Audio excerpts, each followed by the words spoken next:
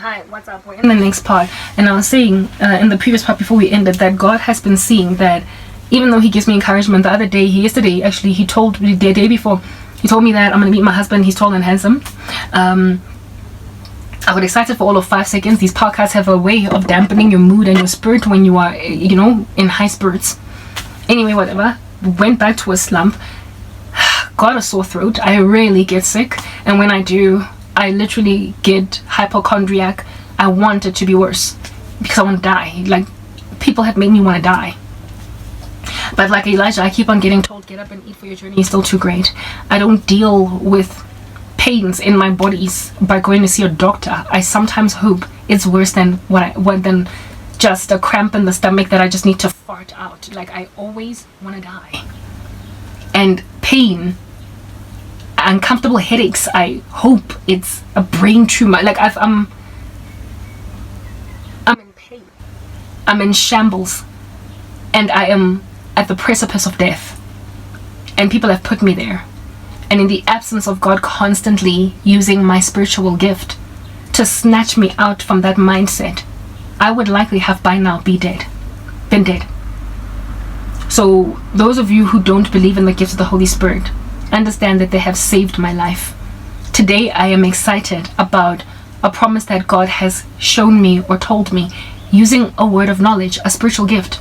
He told me I'm about to earn a salary, so I'm going to likely be given juice or energy or desire to live at least for another month before I start to feel like Suga West, the salary is not coming in. It's gonna take 5-10 months, and even then, if it gets to a point where a month has progressed and this apparent salary source has yet to be identified by me, I'm going to be given something else to keep me going. It's not that God is dangling carrots in front of my face and never giving them. He's not a tease. He is a comforter, and the way in which He comforts is beneficial. Blessed are they who mourn, for they will be comforted. I'm mourning the loss of my life, and God has comforted me that I'm going to be okay. He has told me that all the things you've lost, the car they took, there's more where they came from. The furniture they took, the shoes, there's more where they came from. I am the provider. I am the creator. I am Jehovah Jireh. It is I that you must look at. And you are languishing. You're in a lot of pain. And on top of that, your country is exacerbating the situation by keeping electricity off. But I'm the one that sees everything peripherally from the beginning to the end. What I'm doing with this journey, with the story of yours, I'm restoring you. But in the run up to you finding restoration, I'm going to keep telling you I'm restoring you. I'm giving you a husband. I'm giving you a salary. I'm giving you independence. And guys, if you think about it, ever since my mom cut me off, she used to give me 500 rands a month and one day decided to stop. I've never been without money. I've never been without money. First, it was that dude that was my fiance that used to provide for me. And now I've been enabled by somebody else, right? We broke up with that dude because he was into Satan. He didn't like God. He was acting like he was a Christian, but he wasn't saved. He was into voodoo. So he had to go. But then somebody else helped me along. And the way in which the other human being has helped me along is going to keep me going for at least another 2-3 months. At least. I know how to spread a very low, a certain amount of money and take it far. I've got tampons, I've got moringa powder, I've got ginger, I've got hair product, at least 4, types of establishment thing. So that is what under heaven it is that is going on. I'm going to be able to take my cat to the vet. I've been wanting to get that done.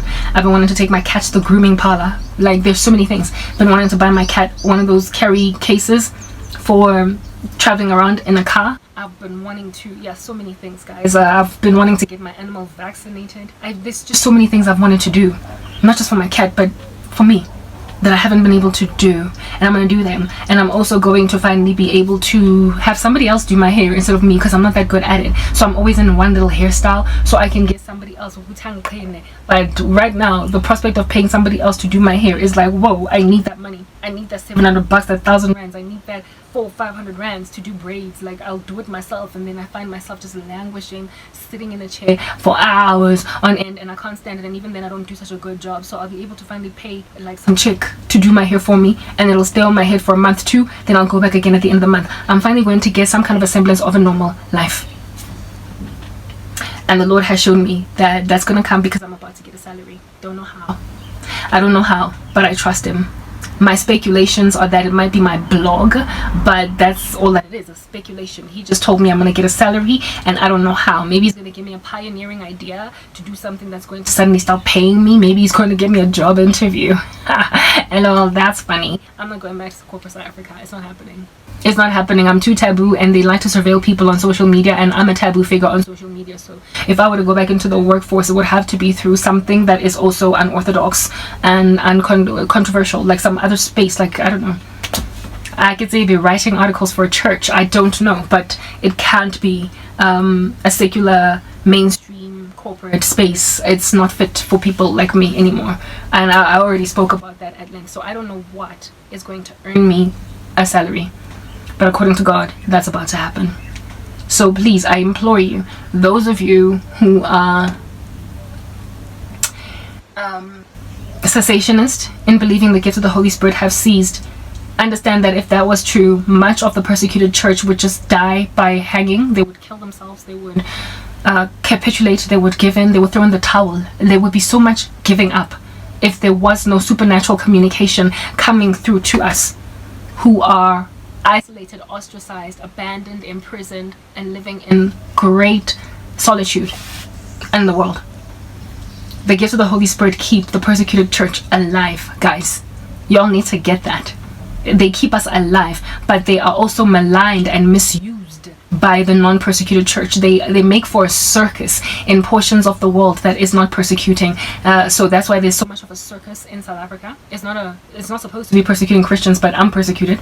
That's why there's such a circus in the US with the charismatic gifts. The countries that generally don't persecute Christians make a fool out of themselves when it comes to gifts of the Holy Spirit. So therefore, men of God like Vadi Packham, like John MacArthur, end up just writing them off altogether because of the circus that's going on there. But they are a life source. They are blood like pockets.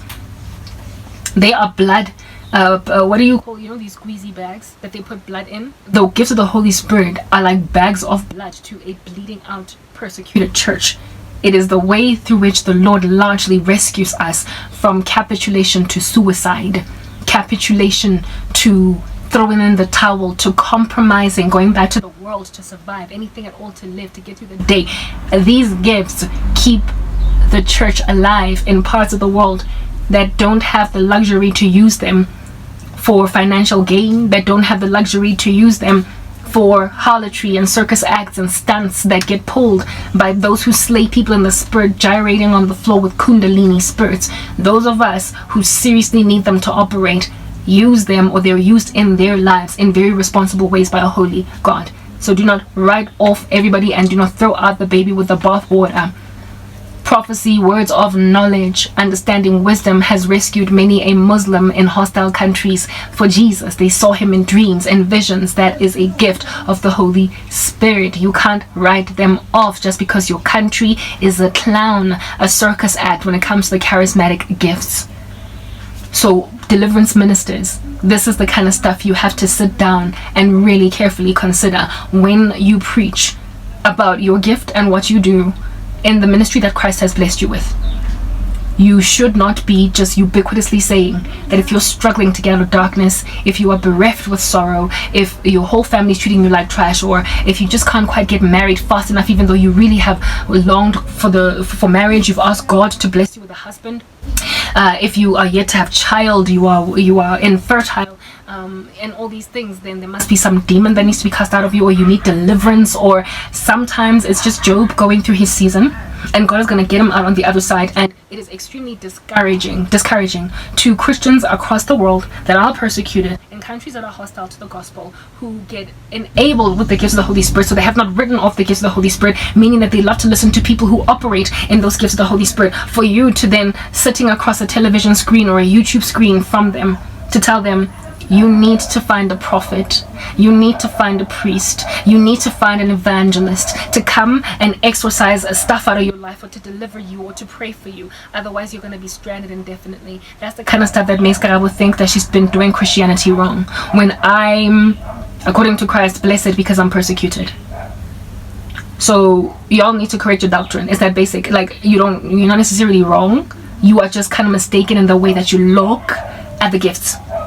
You are not so extreme as to be like John MacArthur and Roddy Buckham and completely write them off, but you are not biblical in the way that you do them, and so you also incentivize men like John MacArthur to stick to their guns. They exist, they help the persecuted church, but they're not what you think they are. Sometimes people don't need to have a demon exorcised out of them, they just need to be encouraged to be still and know that he is God, to wait and to trust that in due season God is going to give them what they need, lacking in nothing. I'm waiting on God for something that he has told me I'm going to get.